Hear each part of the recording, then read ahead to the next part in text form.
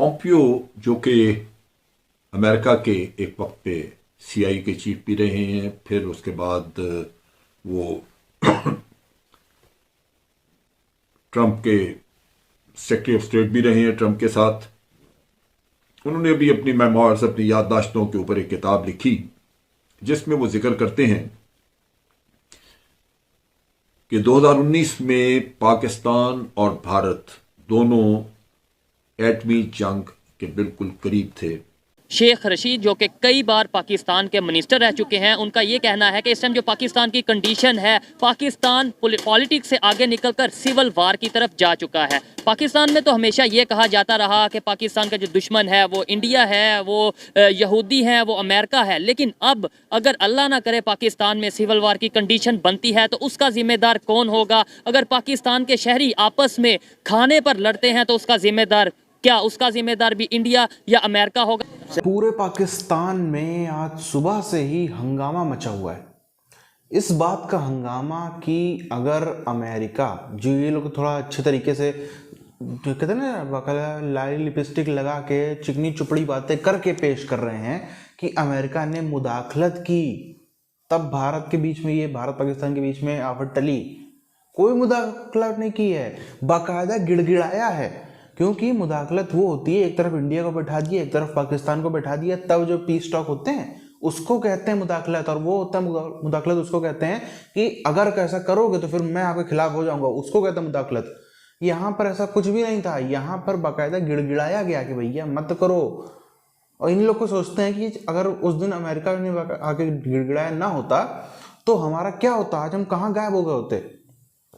हमारा तो जो है सीधे पूरी दुनिया से नामो निशान गायब हो जाता। अगर भारत में जो है वो मोदी ज़्यादा गुस्से में आ जाते, मोदी ज़्यादा गुस्से में आ जाते, तो फिर हमारा आखिर बनता क्या। ये पाकिस्तानी कौम उसको लाली लिपस्टिक लगा के अच्छी बात बताने की कोशिश कर रहे हैं, लेकिन इनको अंदर सब पता है कि कितनी खतरनाक स्थिति है, कितने बड़े तरीके से इनके ऊपर शिकंजा भारत कस चुका है।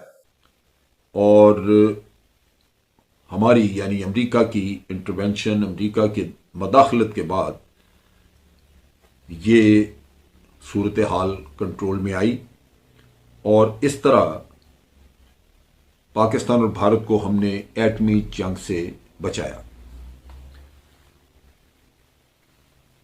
माइक पोम्पियो लिखते हैं कि वो उस वक्त 2019 फरवरी में, जबकि पुलवामा का वाकया हुआ था और उसमें 41 भारतीय बीएसएफ के जवान वो उसमें मारे गए थे, और एक सुसाइड बॉम्बर था जिसने कि अपनी गाड़ी उनकी बस से टकराई, जिससे वो लोग मारे गए। पोम्पियो कहता है कि मैं उस वक्त वियतनाम में हनोई में था और उसमें तैयारी करवा रहा था, ट्रंप के इनके साथ मुज़ाकरात वगैरह के लिए बातचीत कर रहे थे और जॉन बोल्टन भी इसके साथ वहां दोनों मौजूद थे कि इनको अमेरिका से टेलीफोन आया हनोई में और कहा गया कि जी आप पाकिस्तानियों से और भारतीयों से बात करें, उनकी लीडरशिप से, क्योंकि लगता ये है कि ये दोनों मुल्क अपने, हमारी यानी अमेरिका की इंटेलिजेंस सोच ये बताती है कि दोनों मुल्कों ने अपने मुल्क जो एटमी हथियार हैं वो तैयार कर लिए हैं और एक दूसरे के खिलाफ स्ट्राइक्स होने वाली हैं। ये सूरत हाल जानते हुए वो कहता है कि मैंने, जो ये पोम्पियो ये कहता है कि मैंने कांटेक्ट किया सुषमा स्वराज जो कि भारतीय वजीर खारजा थी, उनको, और पाकिस्तान में जनरल कमर जावेद बाजवा को मैंने कांटेक्ट किया और दोनों को अलग-अलग हम यकीन दहानी कराते रहे कि आप पे कोई एटमी हमला नहीं होगा, आप रुक जाएं, ऐसा ना करें। नतीजा ये कि उसके कहने के मुताबिक वो ये कहता है कि हमारी इन कोशिशों की वजह से दोनों साइड को रोका गया और ये न्यूक्लियर वॉर होने से बच गई। बहुत बड़ी तबाही जिससे कि ये खिता दो चार हो सकता था वो बच गया। और वो ये कहता है कि जो काम हमने करके दिखाया वो दुनिया में कोई और कौम नहीं कर सकती थी। किस हद तक इसमें सच्चाई है कि न्यूक्लियर जंग होने वाली थी, ये मैं नहीं कह सकता, लेकिन एक बात जरूर है कि जब आपके पास न्यूक्लियर वेपन हैं और आपके दुश्मन के पास भी हैं, तो तैयारी तो रखनी पड़ती है ये सोच के कि अगर वो चला दे न्यूक्लियर वेपन्स, तो आपका दुश्मन चला दे, तो फिर आप क्या करेंगे। और न्यूक्लियर वेपन जो है वो हर वक्त यूं बंदूक की गोली की तरफ तो तैयार नहीं पड़े होते, उनको तो तैयारी में वक्त लगता है।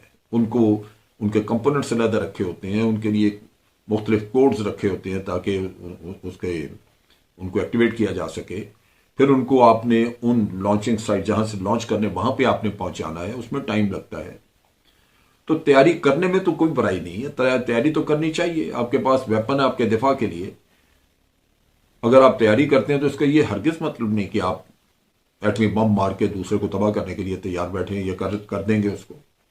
सो ये इनकी अंडरस्टैंडिंग है, बहरहाल उसका वो क्रेडिट देता है, बहुत क्रेडिट देता है। लेकिन मैं थोड़ा सा उसमें अमेरिका की बदनीयती भी देखता हूं।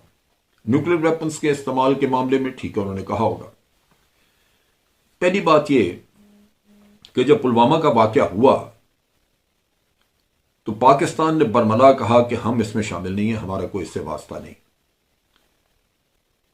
दो चीजें हो सकती थी, हमारी अपनी इत्तला के मुताबिक ये भारत का इंजीनियर था और भारत को आदत है कि वो कोई ना कोई वाकया करता है फॉल्स फ्लैग ऑपरेशन करके, तो या वो अपने अपने ऑब्जेक्टिव हासिल करने होते हैं, उन्होंने अपने मकासद पूरे करने होते हैं, और उसमें पाकिस्तान को बदनाम करना बड़ा आसान है उनके लिए, उससे लगा देते हैं पाकिस्तान के नाम पे। सियासतदान जो है ना, जो सियासतदान जो अपने मुल्क को लेके बैठे हुए हैं, ठीक है, वो आपस में रात को चले जो इकट्ठे खा पी रहे होते हैं। ठीक है। शेर रशीद जिस आदमी का नाम है ना, इससे जलील आदमी दुनिया में नहीं है।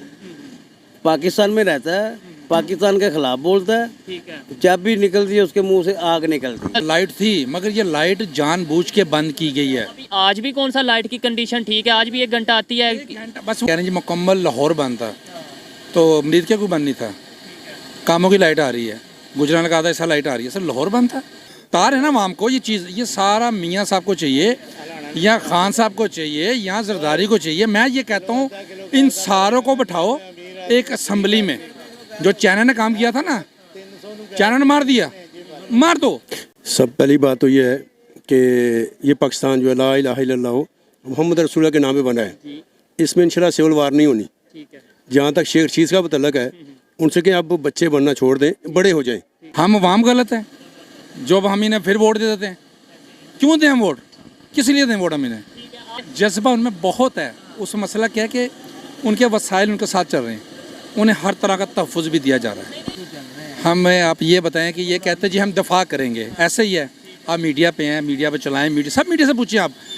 हमने इतिहास में देखा है, ख़ास तौर पर चाहे 90 का दौर हो, चाहे उससे पहले जब भारत की पाकिस्तान की जंगें हुई हैं, उस टाइम पे हमने एक चीज़ देखी है, पाकिस्तान की तरफ से अमेरिका जो था वो बढ़ चढ़ के खड़ा रहता था। भारत के ऊपर पाबंदियां भी लगाई जाती थी।